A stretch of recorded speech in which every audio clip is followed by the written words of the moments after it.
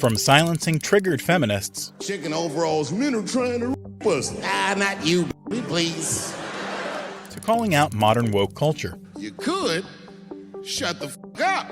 Here are 10 times woke people got humiliated by Dave Chappelle, starting with his Netflix special, The Closer, where he took direct shots at woke feminists trying to cancel him. What could I possibly be saying that would make these think I hate women? So you know what I did? I Googled the dictionary definition of a feminist just to make sure I was talking about the right thing. But Dave soon flipped the script on them using their own definition. Webster's defines a feminist as a human being, not a woman, a human being that believes in equal rights for women. I was shocked that that's what that meant. Because by that definition, I would consider myself a feminist, and I didn't even know that at the time. And he masterfully turned the discovery into material as well. All these years, I thought it meant frumpy dyke.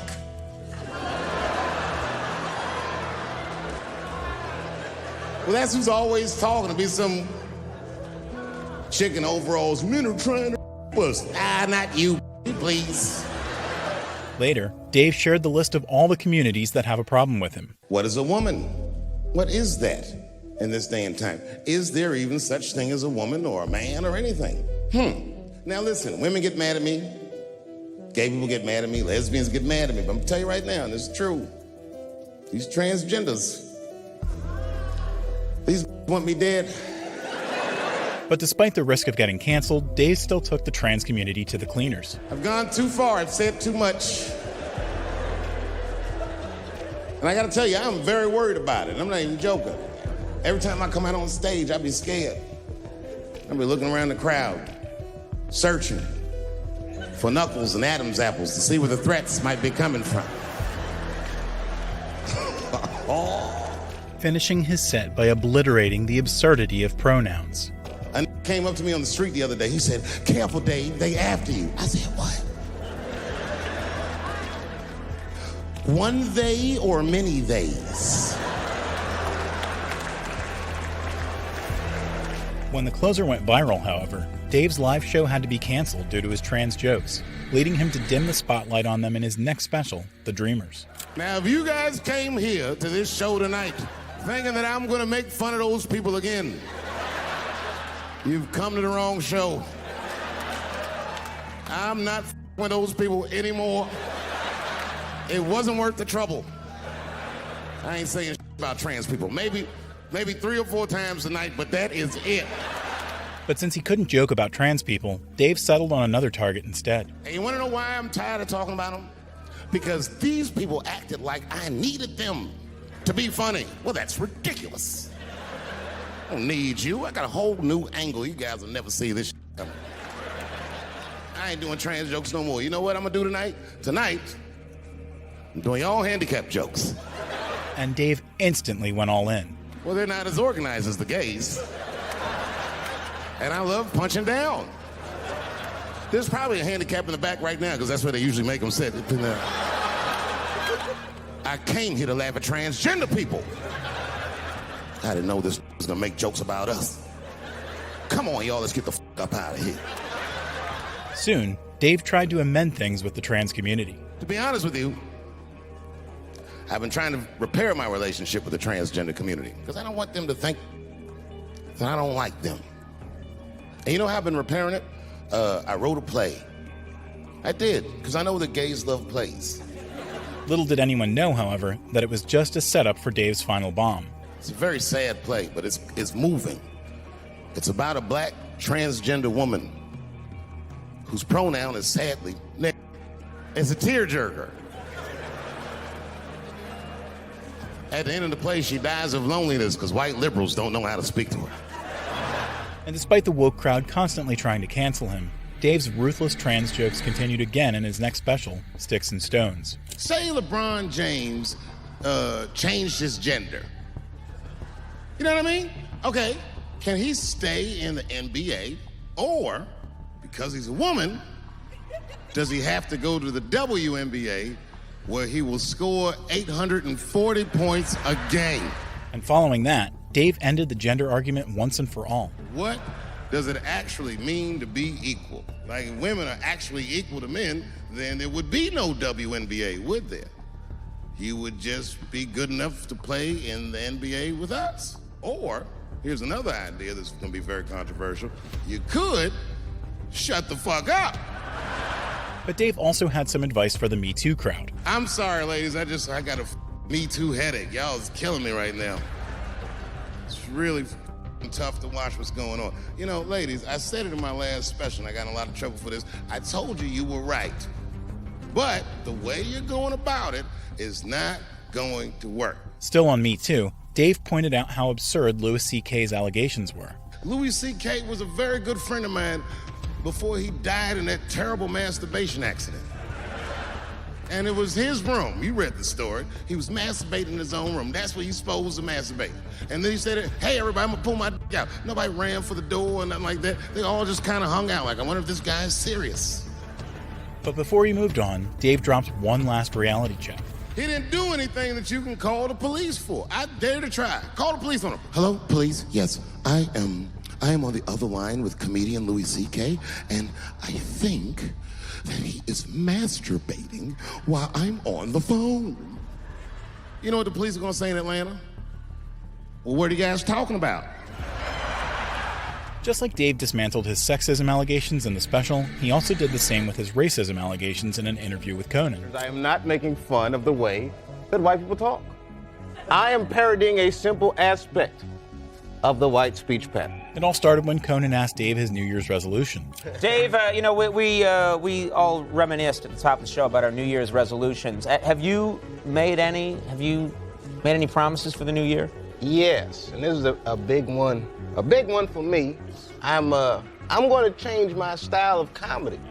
I have been offensive to too many people. But Dave was forced to explain to the woke crowd that his comedy wasn't racist. Sometimes I hear my act, and I might do a white voice.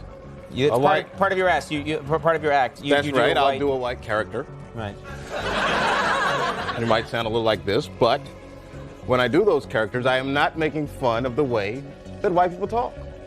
I am parodying a simple aspect of the white speech pattern. That is the absence of rhythm in it. And before the interview was over, Dave clarified everything with a final jab. Now, it's the same way you might hear a white comedian impersonate a black guy. Now, how's he gonna say it? Say, my man, what's happening?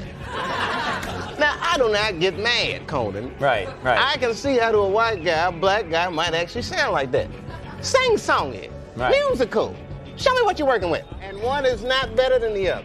While Dave was clear with his take on racism, he was completely confused by the LGBTQ community's pronouns in this next special. Stuart educates me about this movement, you know what I mean? I didn't even know about it. He told me it's called LBGTQ. I was like, what the is the Q? Does that even make sense, Q? And Dave was in no mood to play the alphabet game. Turns out Q is like the vowels. That is sometimes why.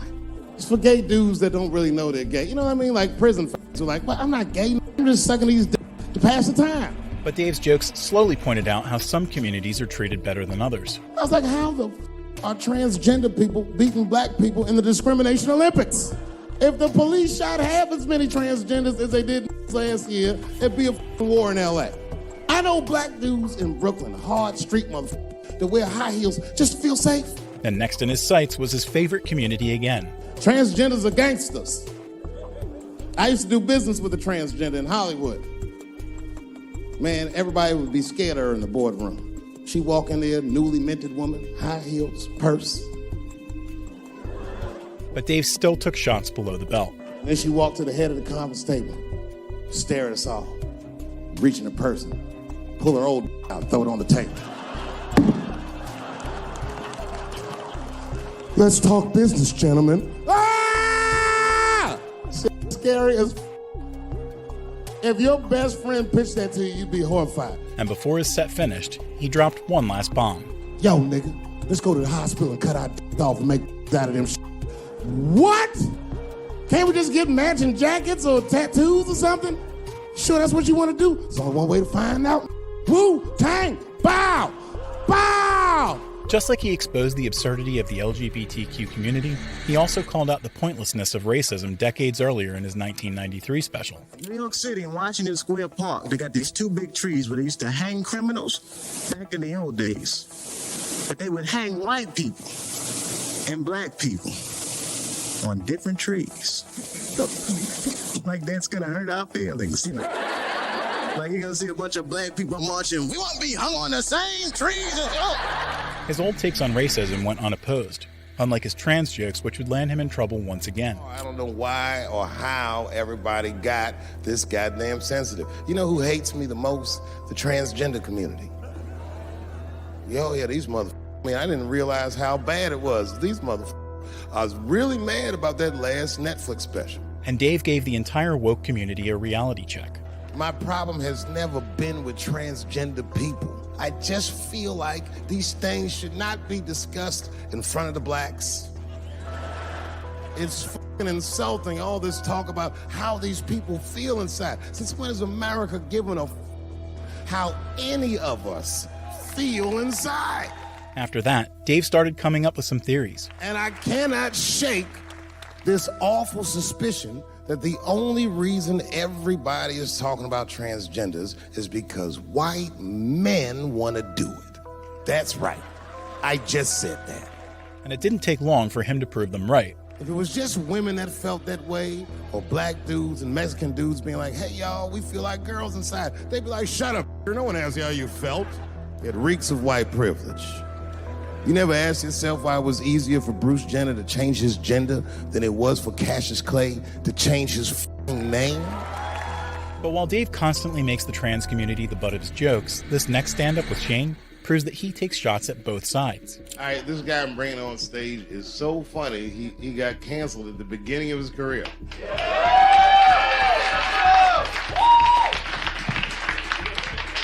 Please welcome from almost Saturday Night Live, Shane Gillis.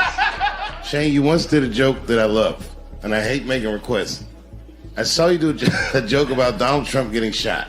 But Shane's joke was one that aged like fine wine. No. I said, of all the presidents, I think it's fair to say Donald Trump would be the funniest one to see get shot.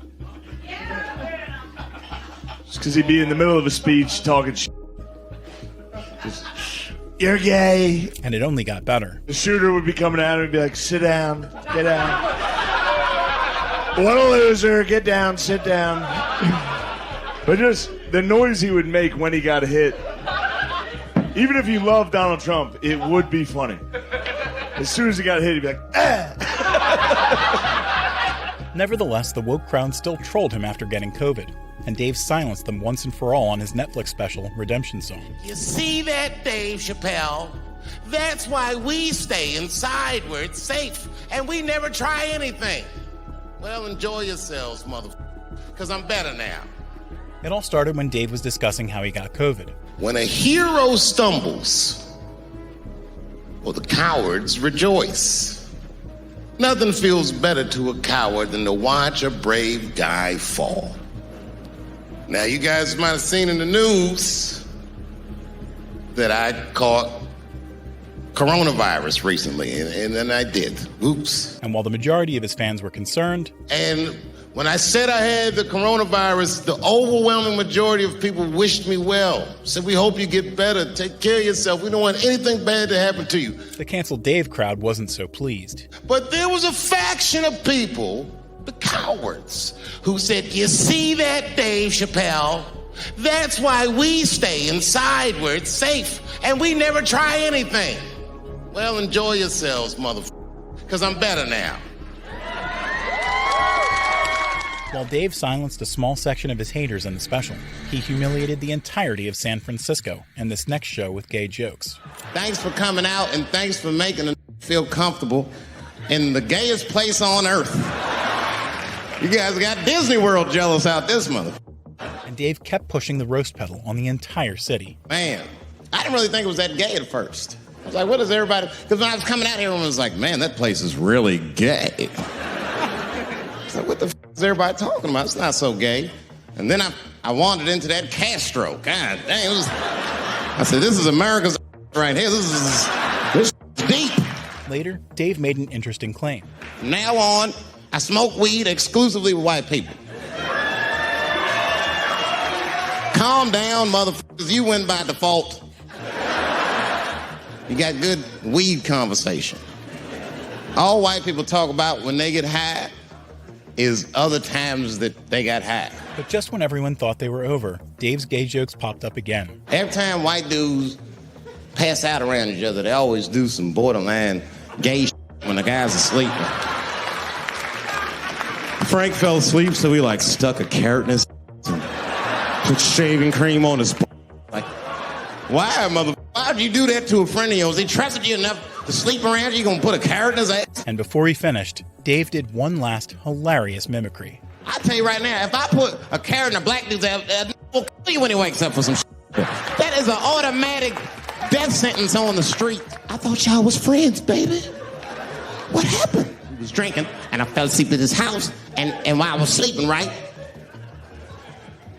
I'm just gonna kill that mother, all right? That's all you need to know. Carrots.